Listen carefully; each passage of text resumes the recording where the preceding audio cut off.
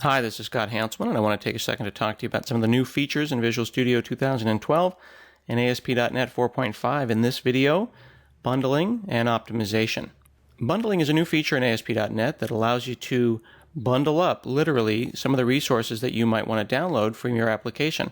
If you have a lot of CSS files or a lot of JavaScript files, rather than making the browser call out for each file, you can bundle those up into a single file. And then while you're there, why not compress that? Not necessarily compress it in a gzip way, but compress it like minification. Change variable names. Remove unnecessary comments. Bundle, minify, compress all of your resources. Let's see it in action. There's a bundle config file now in your ASP.NET application, and in there we register the bundles. Now I've modified mine a little bit to give you an idea of how this works. There are the default bundles.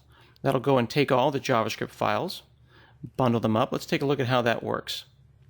Here I'm saying make a directory. It doesn't necessarily exist. This is making a URL called bundles/jQuery that includes everything in the scripts folder that starts with jQuery and has a certain version.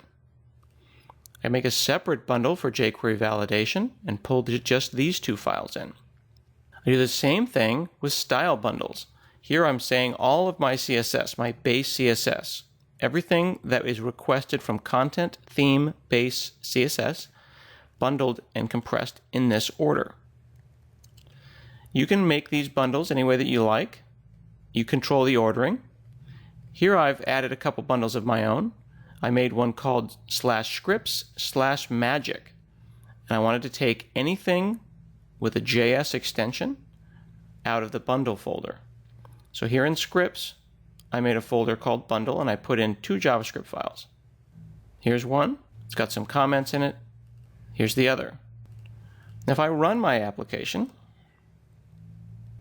and click on /scripts/magic, notice that all the white space has been removed, but also all of the comments. So my JavaScript resources have been bundled together. Instead of requesting two files, I'm requesting one file. And they've been minified, removing unnecessary white space and unnecessary comments. The same thing applies to CSS. Here's the CSS bundle. We'll look at it in Google Chrome.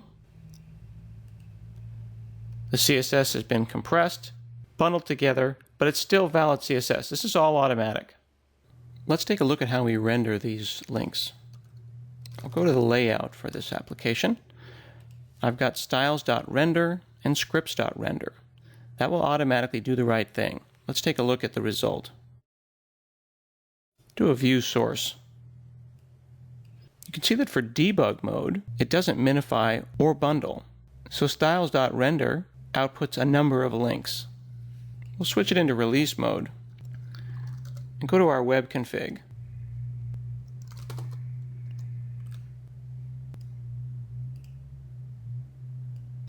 Now we look at the results and you see that both of the links for the styles have changed. Now they'll call the bundling and minification handler.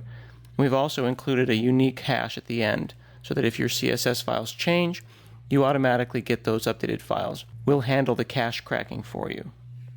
You have a lot of control over these bundles. You can make them any way that you want, but you can also add what are called dynamic folder bundles.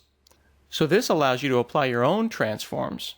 In this case, we've made a dynamic folder bundle and applied a thing called CoffeeScript minification. CoffeeScript is a little language that's becoming very popular right now that looks like JavaScript, but it's a little bit more terse. Here's an example CoffeeScript file. Take this CoffeeScript file, script 1, as well as the more complicated script 2. When we run our application, this is the result, the resulting JavaScript transformed from CoffeeScript into JavaScript, then bundled up and minified. You can do the same thing with .less files. .less is a domain-specific language for creating CSS. Bundling and minification is also about transformation. We encourage you to extend bundling and minification, and I hope you enjoy playing with it.